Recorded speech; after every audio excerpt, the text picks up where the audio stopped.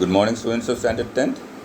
Here I am with a video summary of the chapter The 100 Dresses. We will be discussing the part 1 of that chapter. I have further broken down the part 1 of the chapter into several other chapters so that it is easy for the students to remember. Now, it's a very famous story written by Eleanor Estes, which made her immensely popular all over the world. It is based on her real life experience, where she, in her childhood, along with her friend, made fun of a child because of her ethnicity, the nation of origin, because she was different from them. But later, she had regretted, even as a child I am talking about, she regretted her action because she never intended to do so. It was under the influence of her friend, Eleanor Estes, went ahead and did it. So later she wrote a story, so that Eleanor Estes basically is a child story writer.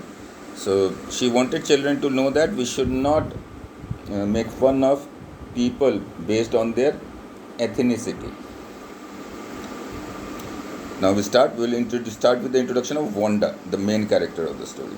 So chapter 1 would be about Wanda, the Polish girl, Wanda Petronsky.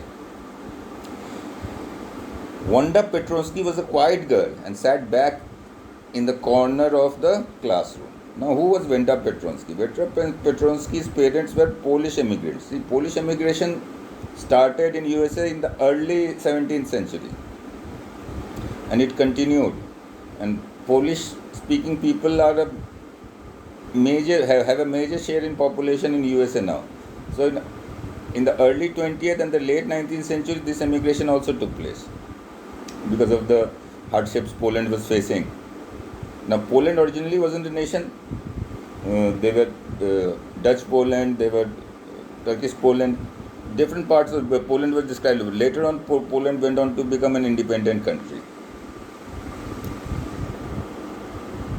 So this Wanda Petronsky, since she was an immigrant, she wasn't accepted very fondly by the rest of her schoolmates. So she was always alone. She sat quiet back in the corner of her classroom. She never spoke a word, she had no friends, and she never spoke a word. So people hardly noticed the existence of her. She sat on the back row where most of the rough students sat. But she wasn't rough. She sat there because she had no friends, and her shoes were caked with mud every day. Why was that? She lived in Boggins Heights, where most poor people live. So she walked all the way from Boggins Heights to the school, and on the way her shoes became caked with mud. In order to conceal them, she sat at the back side, at the corner of the room. Nobody had seen her smile, and sometimes her lips got a bit crooked, so people assumed that was a smile, right?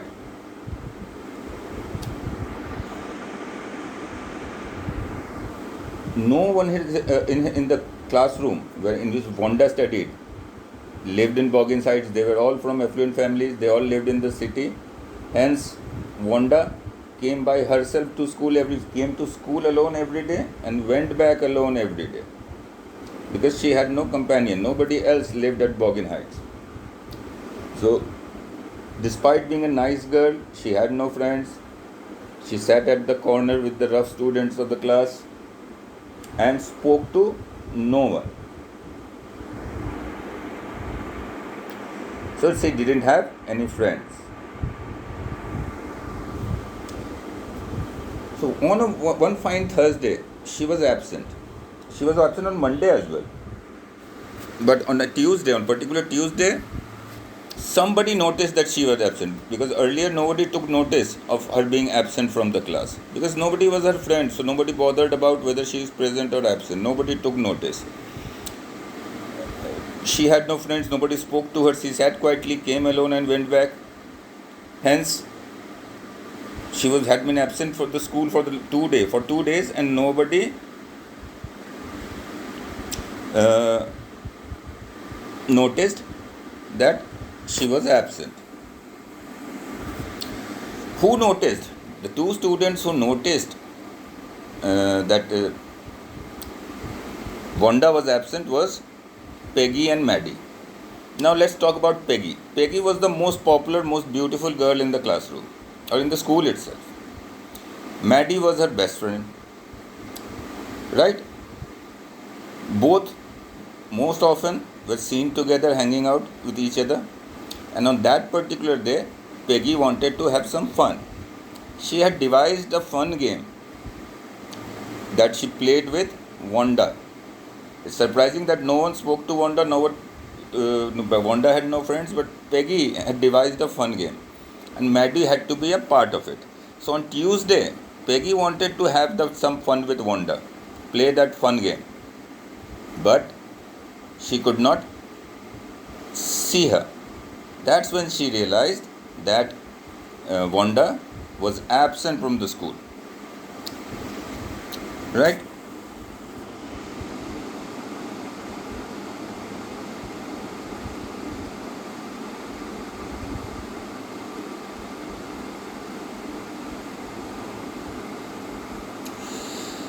Now we come to what was the game that she played.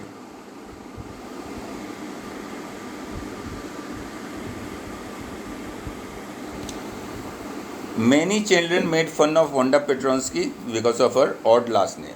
Now, Petronsky was an uncommon name for that area, and they found it funny. If you relate it to yourself, you will also find that. I don't know, these days in Patna we don't see many, but back in my days, there was a South Indian boy. His name was D.S. Nagaraj. He studied in our class, and Nagaraj is a very unusual name for Bihari people. So obviously he became the obvious target of ridicule just because of his name, which is Nagaraj is a very common name in southern part of India. But since it is not common, children do it innocently. It's not their target. They feel that this is funny and we could make fun of anything. They are not mature enough to understand the person who is being made fun of is not appreciating it, or maybe is hurt somewhere by that sort of behavior. And particularly when you talk about a surname, find a surname funny, you are actually challenging the race of the person. It borderlines on racial discrimination, making fun of somebody's name. So this we should teach our children to avoid doing, because it hurts the people, it hurts their entire existence. Wanda wore the same faded blue dress every day to school. Right? She had only one dress, but it was shabby, but it was clean. Some days on their way to school, the girls waited for Wanda. Right? The girls would make fun of Wanda and ask her how many dresses she has. A girl coming in the same dress every day in the school obviously doesn't have a second dress.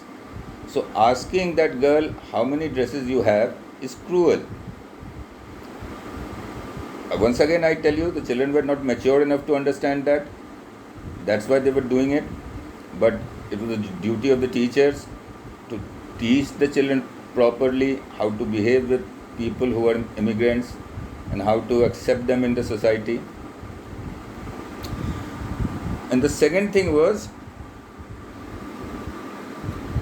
Wanda wouldn't cry or shy away or show any emotions. See, with the emotionless expression on her face, would straight away say she had 100 dresses and 60 pairs of shoes. Now, girl thought Wanda was stupid because she was obviously lying. If she would have 100 dresses and 60 pair of shoes, why would she wear the same dress to the school and wear the same mud-caked shoes every day? And why would, if they were so affluent, why would they live at boggin sites? So these all things bothered the girls. They would ask that question every day because they knew that she was lying. Right? And Once Maddie was gone, the girls laughed at. Once Wanda was gone, all the girls would laugh at her because they would know that she was lying. So this will be all for this video. I will come back again with the second video. Till then, all of you take care. Goodbye.